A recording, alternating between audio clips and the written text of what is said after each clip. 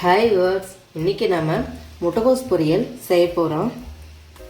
ஒரு முட்டைக்கோஸு நல்லா சீவி தண்ணியில் ஒரு 1/4 மணி நேரம் ஊற வச்சு வடித்து எடுத்துக்கலாம்.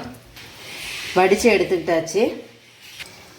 இப்போ நம்ம வடைச்சட்டியில் 4 ஸ்பூன் எண்ணெய், கொஞ்சமாக கடுகு, சீரகம், கொஞ்சம் 2 கொத்து கருவேப்பிலை, வெங்காயம், ஒரு வெங்காயம், கொஞ்சமாக தூள் உப்பு,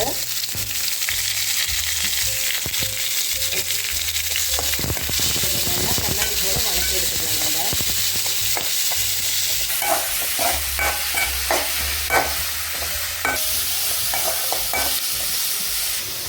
வெங்காயம் நல்லா கண்ணாடி போல் வதங்கிடுச்சு. இப்போ நம்ம வடித்து வச்சுருக்க முட்டைக்கோஸை இதை சேர்த்துக்கலாம். தண்ணியில் ஏன் நம்ம ஊற வைக்கிறோன்னா முட்டைக்கோஸ் நல்லா சாஃப்டாக இருக்குங்க, கொஞ்சம் சீக்கிரம் நல்லா வெந்துடும். இப்போ இதோட கொஞ்சமாக மஞ்சத்தூள் சேர்த்துக்கலாம். மஞ்சத்தூள் லைட்டாக போட்டுக்குங்க போதும். மிளகாத்தூள் 1 ஸ்பூனு,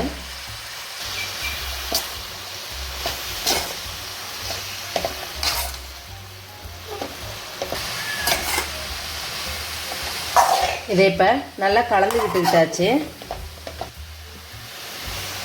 இப்போ இதோட நம்ம பாசிப்பருப்பு ஒரு 20 நிமிஷம் ஊற வச்சு எடுத்துக்கணும். இதையும் இதோட சேர்த்துக்கலாம்.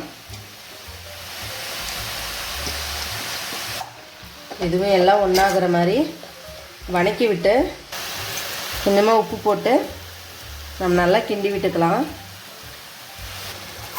இதெல்லாம் கிண்டிட்டு இது நல்லா அமுக்கி விட்டு மூடி வச்சிடலாங்க.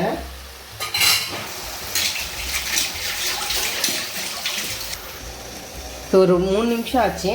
நம்ம எடுத்து ஒரு முறை கிண்டி விட்டுக்கலாம். பாருங்கள், இதிலே பாதி வெந்துக்குச்சு. இன்னும் ஒரு 2 நிமிஷம் இருந்தால் போதுங்க. திரும்ப மூடி வச்சிடலாம். 2 நிமிஷம் ஆச்சு. நல்லா வெந்துக்குச்சுங்க முட்டைக்கோஸு. இப்போ நம்ம இதோட தேங்காய் துருவல் சேர்த்துக்கலாம்.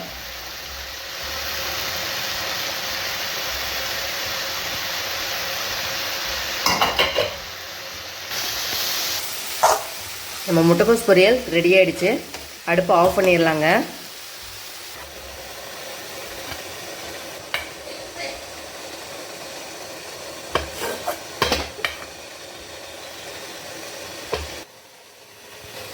ஓகே வியூவர்ஸ், நம்ம முட்டைக்கோஸ் பொரியல் ரெடி ஆகிடுச்சு. நீங்களும் இதை ட்ரை பண்ணி பாருங்கள்.